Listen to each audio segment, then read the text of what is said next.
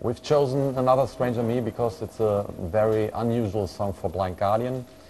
It has a very vivid power, and we feel it might be the most mainstreamish song and has the chance to be played on the TV station, which usually is a problem with our more epic stuff.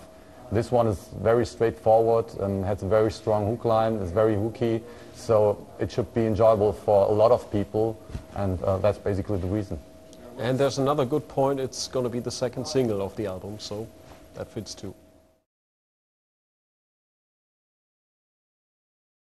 The story behind the video clip is based on the lyrics. This song is about a schizophrenic person who discovers his multiple eyes and tries to find a way out. And on the video we tried to transfer this due to a detective who just figured that he is hunted by several very vigilant persons, and he tries to get out of that desperate situation.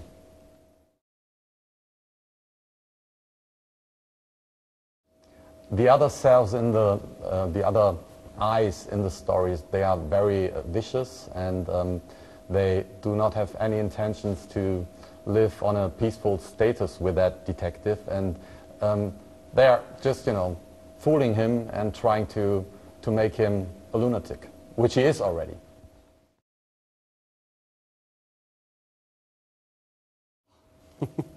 We are very satisfied with the new album because we think that we reached all the goals that we had before we started recording. We tried to keep all the basic elements of Blind Guardian and take them to a new level, incorporating new influences. And, well, I think we accomplished that mission. And it's a very ambitious album, I think. We on one hand followed the traditional route and brought in some elements which are known for Blind Guardian, and they will make it a very enjoyable album for the die-hard traditional metal fans. But we also have some modern stuff in there which might be very attractive to people who have a certain impression of Blind Guardian, which they, call good old-fashioned, but what we are doing is nevertheless very progressive, and this might attract these people.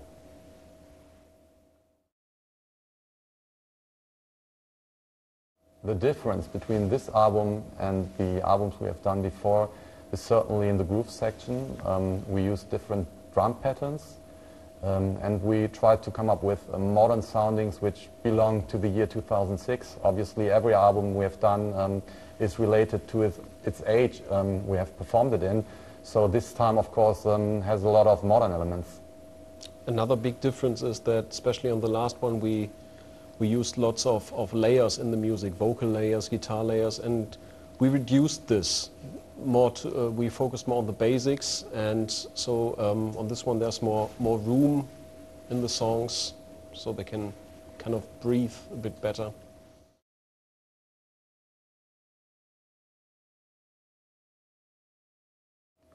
The work during the production was very smooth, it was very relaxed, and that's mainly because of the producer Charlie Bauerfeind, who created the perfect environment for us, and he from the beginning did exactly understand what we were trying to achieve with this album, and I think the result speaks for itself.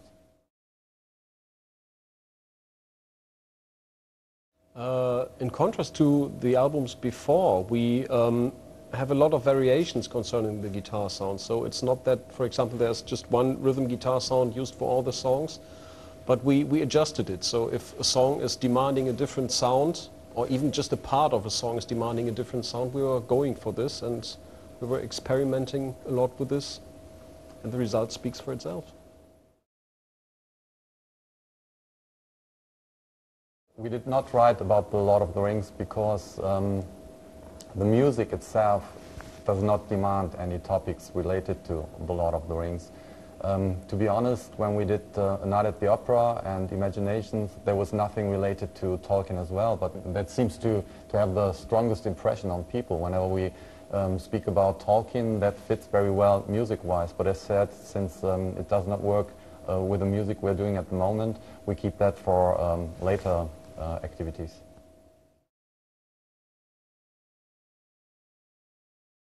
There is a wide variety of topics in the lyrics. We deal with mythology, as we used to do on Imaginations or on Night at the Opera already. But there's also some religious inspired stuff. Some stuff just deals with nowadays experience we have made. And it's all mingled together, and that's where the title comes in, A Twist in a Myth, because that describes pretty well what is going on in the lyrics. You are driven into wrong direction. Whenever you think you have a conclusion what the song is about, you will be proven different.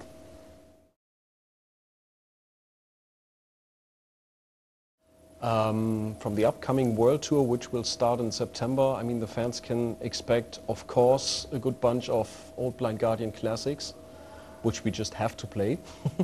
And of course we will play some new songs. We'll try to put up a very entertaining show, and we hope that all our fans will come to see us and party with us. We have a good amount of things in mind which we would like to do, and I can promise the stage design and everything in terms of environment will be pretty much like Pink Floyd or Queensryche, so we try to find new directions.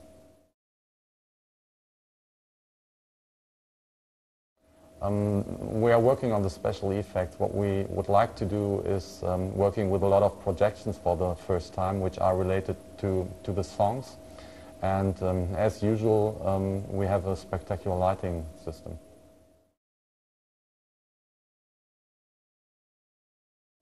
Well, we've been in the studio for more than 6 months, and before that we worked a good amount of time on the songs.